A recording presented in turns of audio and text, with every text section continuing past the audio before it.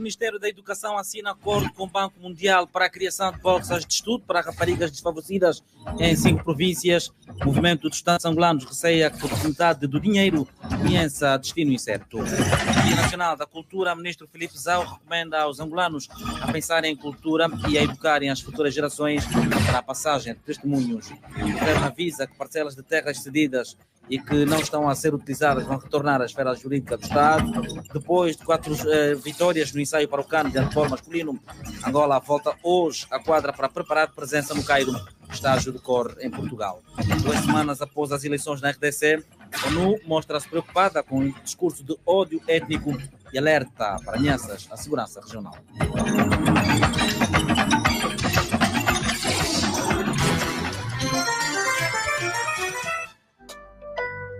Olá, eu sou o Rui Orlando, a voz do Banco BIC. Sabia que o Banco BIC pode fazer muito mais por si? Mas não basta saber o seu nome. É preciso saber mais para o poderem ajudar em tudo o que precisa. É a altura de ir ao Banco BIC atualizar os seus dados, confirmar morada, telefone e outras informações. Não esqueça, vá ao Banco BIC e diga o que é feito de si. Banco BIC. Crescemos juntos.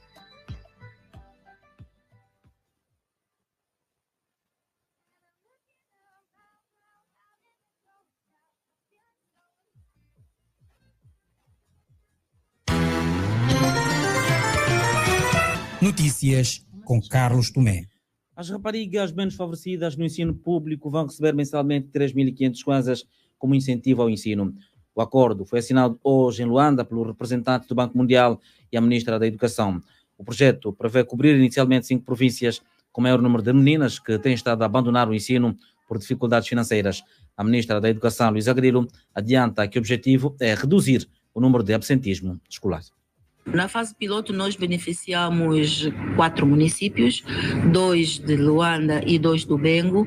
Nesta primeira fase de generalização, nós vamos beneficiar 18 municípios da província do Cunene, da província da Huila, da província do Kwanza Sul, de Malanje e do Kwanza Norte. Vamos continuar a atribuir a bolsa a Luanda e ao Bengo, que já estavam na primeira fase, e o valor é 3.500 kwanzas por mês, mas agora a política que se adotou é que seja dado globalmente no final dos 10 meses, ou portanto, dado uma vez a bolsa em vez de dar mensalmente, por causa das dificuldades que nós temos com as instituições bancárias, com o uso dos cartões multicaixa. Sabemos que nesta faixa etária as necessidades dos jovens aumentam, sobretudo das raparigas. Tem comprar algumas coisas pessoais para além do material escolar. Também sabemos que muitas vezes acabam por deixar de estudar por causa das dificuldades financeiras. E é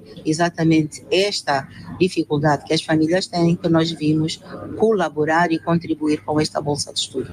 O nosso grande objetivo de reduzir o abandono escolar com este mecanismo nós estamos a conseguir paulatinamente neste nível de ensino fazer, porque há um fosso muito grande entre os jovens adolescentes que concluem o ensino primário e aqueles que concluem o primeiro ciclo do ensino secundário.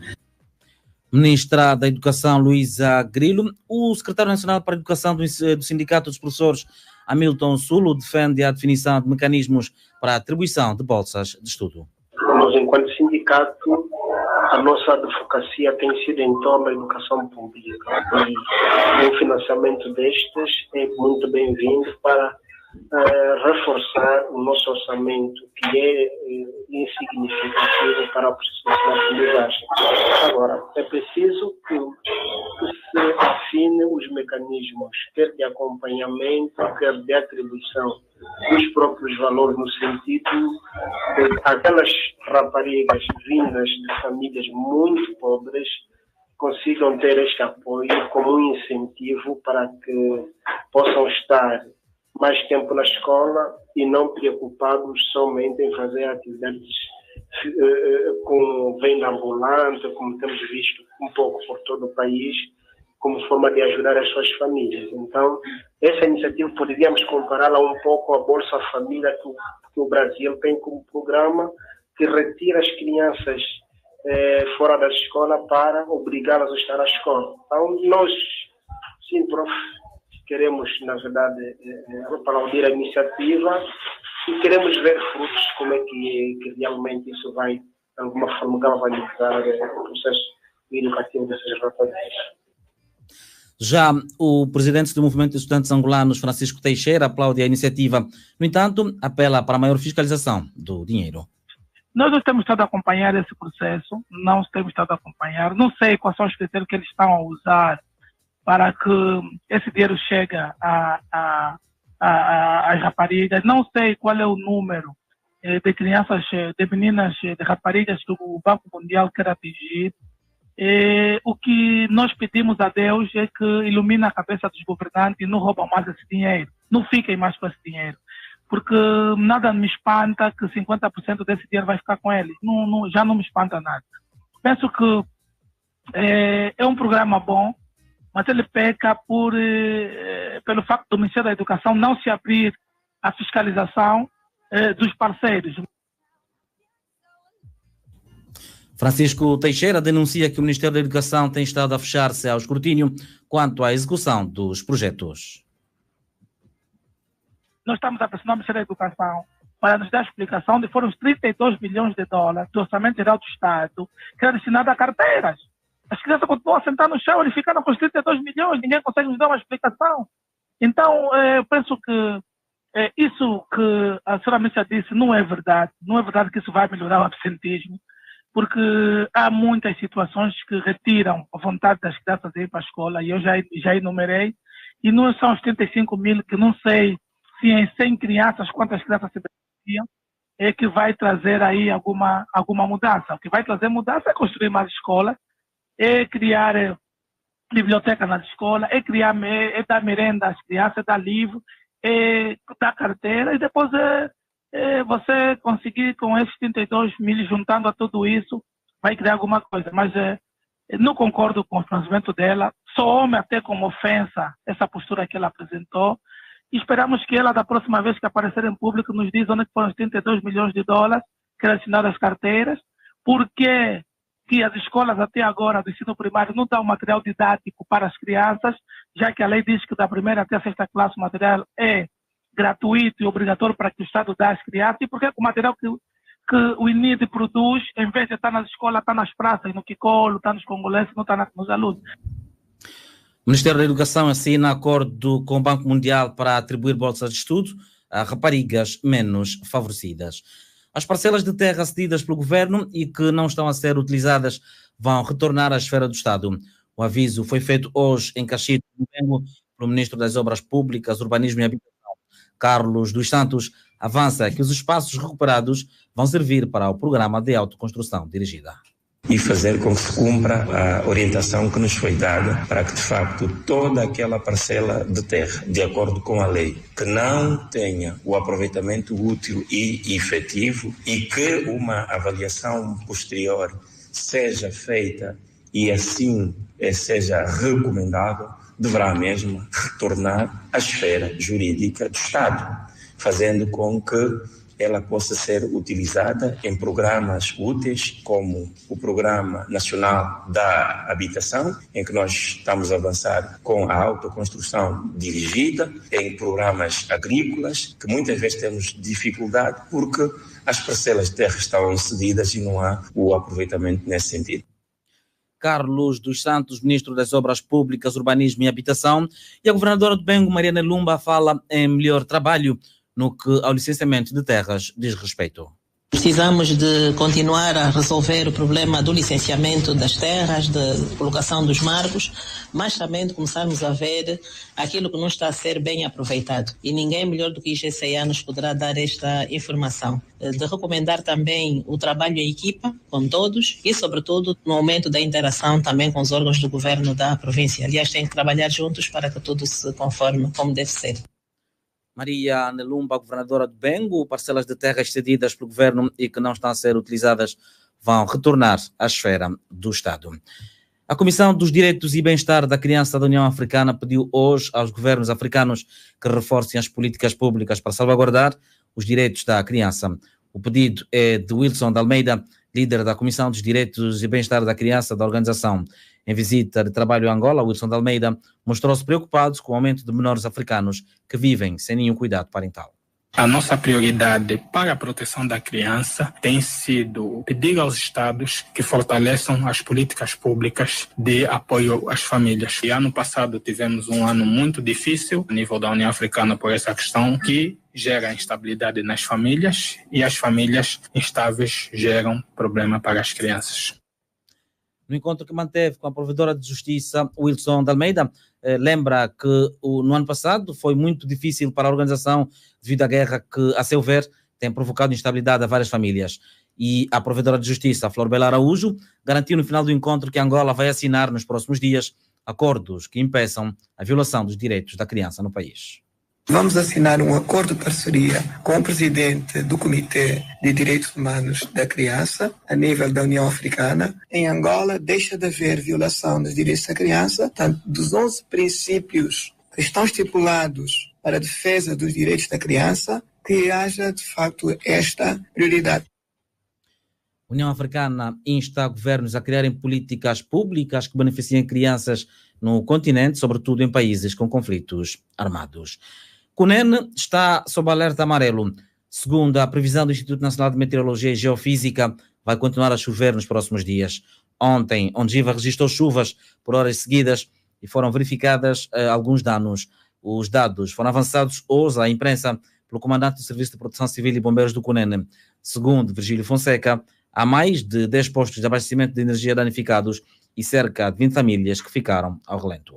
Alguns danos registrados, portanto, no município sede, que é o município do Quanhama, que tem que ver com o derrube de 12 postes de madeira que transportam energia elétrica para as residências, e também temos a realçar referir duas residências que ficaram sem cobertura, fruto de alguns ventos que decorreram no decurso em que caíam as referidas chuvas.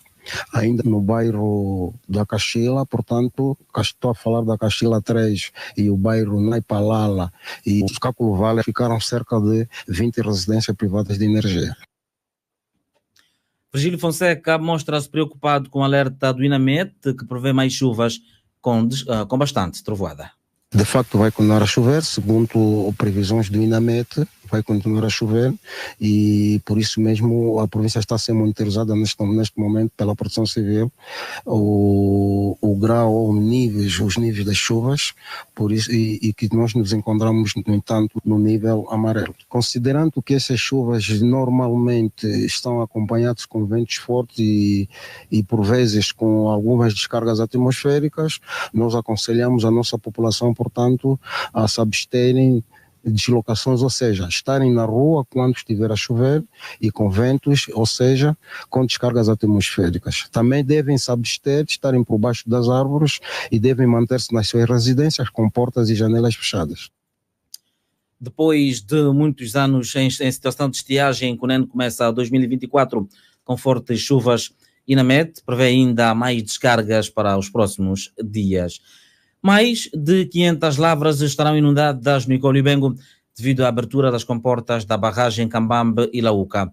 As comunas de Bom Jesus, Catete e Caçuneca, por exemplo, são as mais afetadas.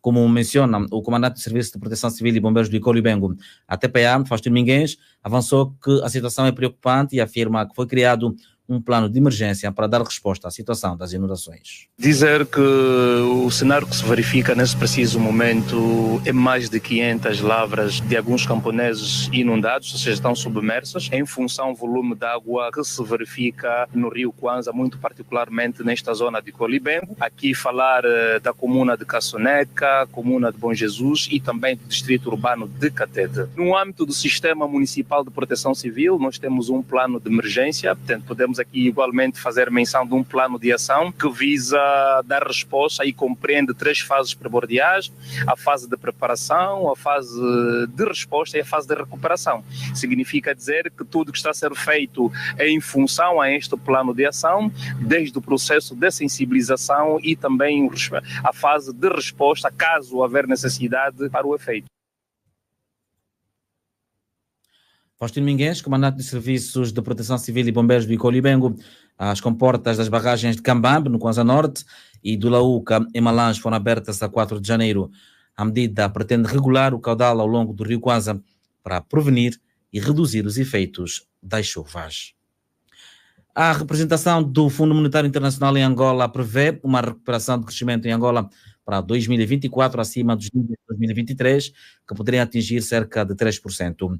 O FMI destaca ainda os riscos gerais para Angola, que estão ligados à volatilidade do preço do petróleo e ao acesso cada vez mais difícil dos países africanos aos mercados de capitais. O ministro da Economia e Planeamento, Rui Mingues, fala da estratégia do governo quanto à estabilidade da economia e à redução dos preços no mercado nacional. Continuamos a implementar a política do governo relativamente ao aumento da capacidade de produção nacional, porque é essa produção nacional levada a grande escala que vai permitir o fornecimento normal, sucessivo e a preços justos dos bens essenciais para a nossa população. É um desafio em que estamos todos empenhados e temos a certeza que vamos poder fazê-lo dentro deste mandato. Estamos a permitir que os operadores privados invistam, sejam incentivados, estamos a criar todos os estímulos para esse efeito, a reduzir as barreiras burocráticas para o trabalho dos operadores económicos e, ao mesmo tempo, estamos a proteger a nossa indústria nacional. Outra questão que preocupa os economistas tem que ver com o Plano Anual de Endividamento para 2024, já publicado em Diário da República, e que prevê o recurso à emissão de dívida no valor de 10 bilhões de kwanzas, ou seja, 12,1 mil milhões de dólares. O economista Fernando Heitor entende que o plano de endividamento feito pelo governo não é normal, uma vez que, no seu entender, a dívida deve ser sustentável. Não é normal o nosso governo fazer um plano de endividamento. Isso foi exigido pela oposição. Porque a dívida tem que ser sustentável. A dívida não se faz à toa. Não se faz por emoção. Não se faz por sonhar hoje que se vai transformar uma em Califórnia, que se faz a dívida. A dívida tem que ser uma coisa racionalmente pensada e responsavelmente executada. O governo tem um conjunto de ativos já recuperados, por um valor que ele próprio avalia em, sei lá, milhões, centenas de milhões de dólares. É preciso capitalizar este patrimônio, não é verdade? E reduzir a doença que está a se tornar crônica de cada vez que falta dinheiro em endividamento. E não focalizam os esforços no aumento do PIB, que é produção interna e mais produção interna. Angola, a economia de Angola, o potencial de recursos de Angola, ainda dá algum sossego aos credores, aos financiadores, de irem dando mais dívida aos governantes de Angola. Para o diretor do Centro de Estudos Econômicos da Universidade de Lusíadas de Angola, Heitor Carvalho, o país vai continuar a viver este ano de 2024 um período de grande.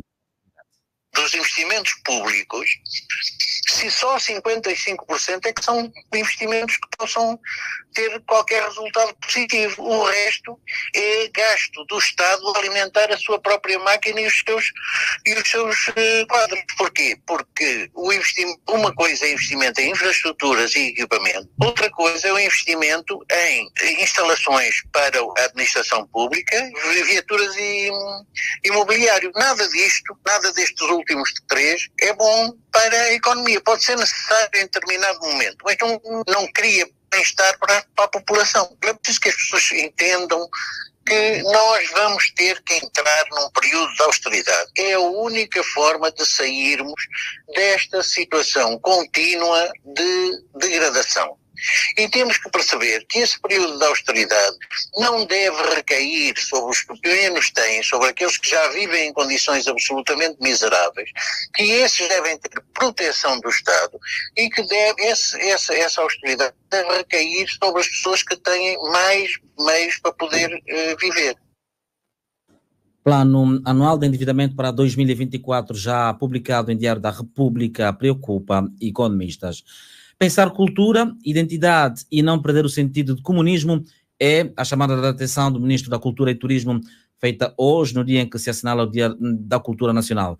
Filipe Zau avança que é no Dia da Cultura em que se pensa como se pode educar as futuras gerações, a ponte da passagem de testemunho continua.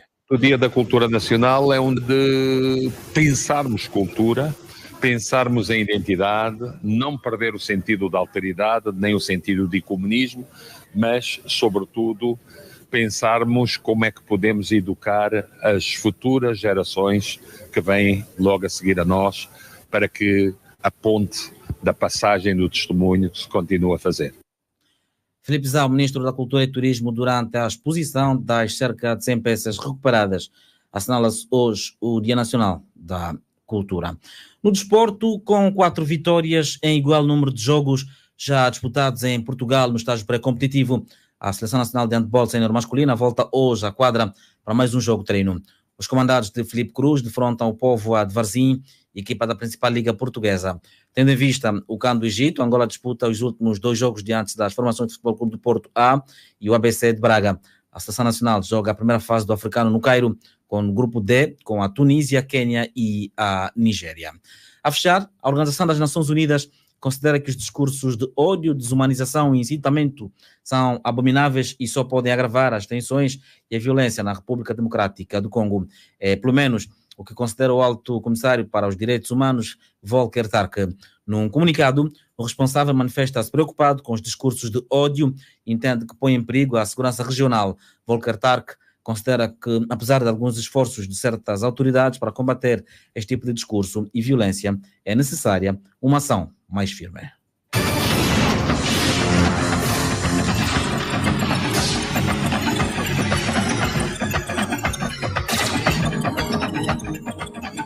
Essencial informação em 17 destacamos: o Ministério da Educação assina acordo com o Banco Mundial para a criação de bolsas de estudo para raparigas desfavorecidas em 5 províncias. O movimento de estudantes angolanos receia que metade do dinheiro conheça destino incerto. No Dia Nacional da Cultura, o ministro Filipe Zau recomenda aos angolanos a pensarem em cultura e a educarem as futuras gerações para a passagem de testemunhos. O governo avisa que parcelas de terras cedidas e que não estão a ser utilizadas vão retomar a esfera jurídica do Estado. Depois de 4 vitórias no ensaio para o CAN de handball masculino, Angola volta hoje à quadra para preparar presença no Cairo, estágio de cor em Portugal. 2 semanas depois das eleições na RDC, a ONU mostra-se preocupada com o discurso de ódio étnico e alerta para ameaças à segurança regional.